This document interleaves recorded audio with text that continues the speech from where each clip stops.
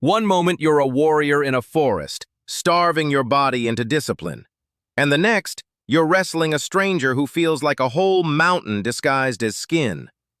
Arjuna had come to the wilds with a wound no one could see. It wasn't defeat, he had won battles. It wasn't fear, he had faced death. It was doubt, the kind that arrives after too much duty, after too many choices made in blood. He needed a weapon not to conquer kingdoms, but to meet fate without flinching. And so he chose austerity. The forest became his temple, hunger became his prayer, stillness became his offering. Yet forests have their own tests. One day the silence split. A boar, huge, maddened, unnatural, charged through the undergrowth like a curse-given muscle. Its eyes were wrong. Its rage was too focused. Arjuna reached for his bow with instinct sharpened by years, and at that exact same moment, another arrow hissed from the trees. 2 arrows, 1 target. They struck the boar together, so perfectly timed it felt like the air had planned it. The beast collapsed, shaking the earth, and the forest held its breath. From the shadows emerged a hunter, a Kirata. Rough clothes, wild hair, eyes like flint. Beside him a huntress, Kirati, silent, watchful. They looked like the forest had shaped them from bark and storm. The hunter walked straight to the fallen boar and claimed it with the casual certainty of someone who has never been challenged. Arjuna's chest tightened. He had sacrificed comfort, pride, sleep, everything to reach this place of power. And now a stranger took his kill as if Arjuna were invisible. Words turned sharp. The Kirata laughed, not cruelly, almost playfully, like a thundercloud amused at a spark. Arjuna's patience, already thin from hunger and penance, snapped.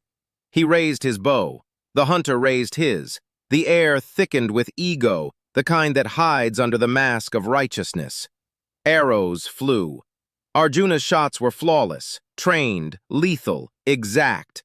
But each time the Kirata's arrows met them, split them, answered them, as if the hunter had been inside Arjuna's mind a second before the thought formed. The fight spilled from weapon to weapon. When arrows ran out, they reached for blades. When blades were knocked away, they reached for fists. And then came the spectacle. The Kirata closed the distance in a blur and locked Arjuna in a grapple that no human body should hold. Arjuna, who could draw bows that others couldn't even lift, found himself pinned, turned, lifted, slammed, as if the forest itself had decided to wrestle him. Arjuna strained, breath tearing, muscles shaking with fury and disbelief.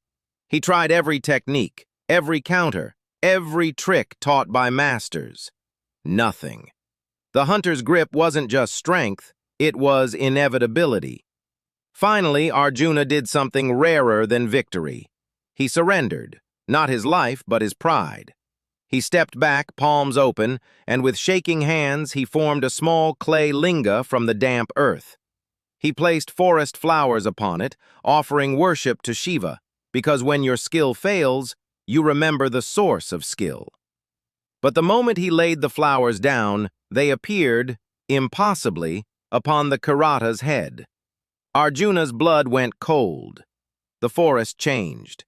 Trees seemed to pull away like curtains. The air brightened from within, as if dawn had been hiding behind the leaves.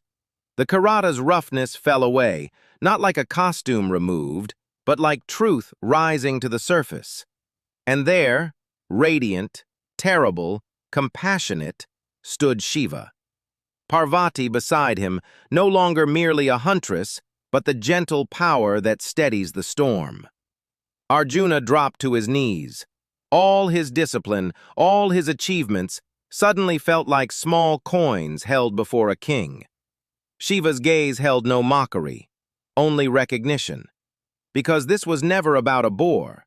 It was about the part of Arjuna that still believed power could be demanded, deserved, taken, rather than received. Shiva blessed him with the weapon he sought, yes, but the real gift was subtler. The understanding that the divine will meet you as an equal opponent until you stop trying to win and start trying to bow. And the wisdom from this wrestling match is simple and sharp. When God comes disguised as resistance, your surrender is not weakness, it is the door.